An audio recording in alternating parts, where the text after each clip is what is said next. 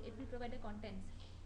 So then if we say like there are some servers like app servers, it has to be near the data centers. Do they provide their own uh, servers for storing the data to provide the content directly to the user, or they again migrate to somewhere else and bring the data? Again, it can be many different models, right? Again, they can provide everything.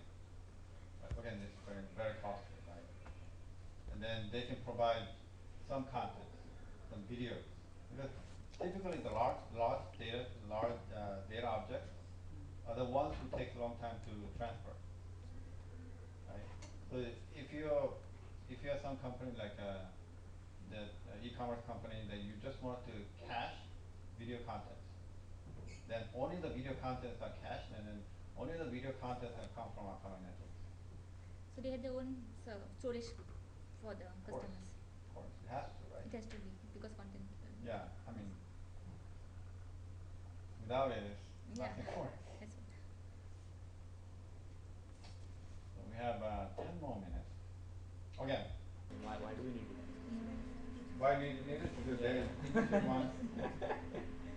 My friend wants someone who knows Flume rather than Logstash.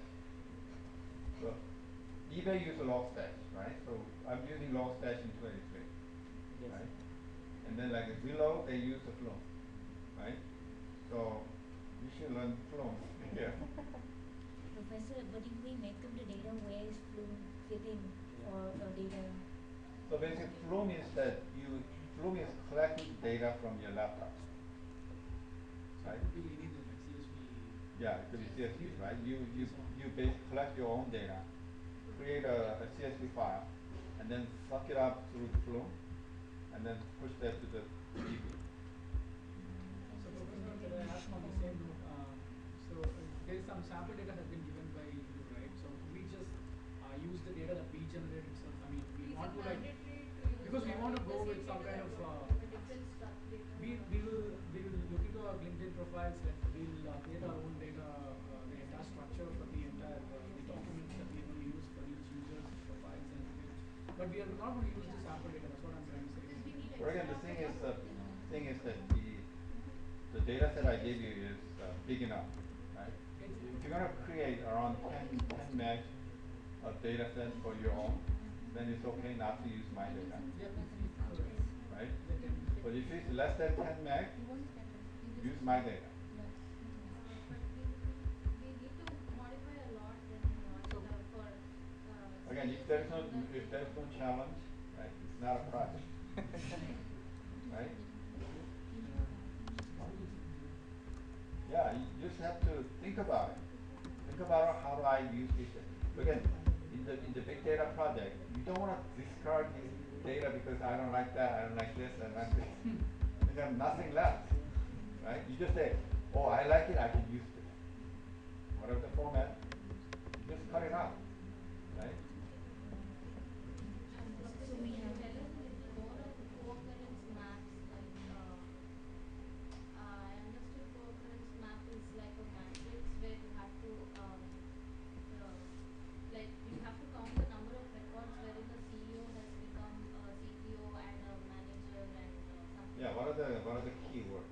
And do we have to keep a threshold value wherein only these Course. many records have Right, right.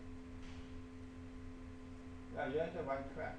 Professor, like for the co-occurrence matrix, like we do not have ratings or preferences. So instead of providing rating by some random value, we are thinking of using binomial, sorry, Boolean generic of Mahout, like using this log method, Tanimoto or log likelihood. That's fine, right? You don't use to use Euclidean or Pearson or something like that. Because Pearson, we need to give that rating thing, and we don't have rating. So we can use a Boolean thing and we can go ahead. So did I ask you to use 4? You can use So any you of want this. to drop Pearson? No, you can use any of this thing, right?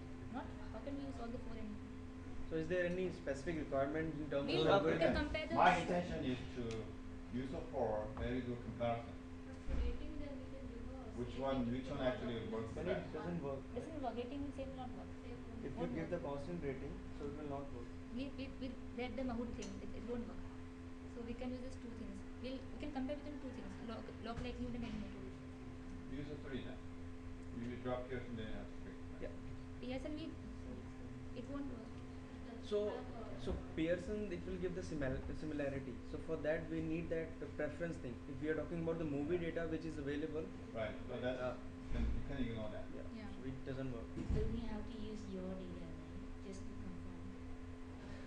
confirm. Again, I told you you have a big enough size the data that's similar to mine can be used your data, but if your data size is less than 10 meg, you need to use my data. And one last question.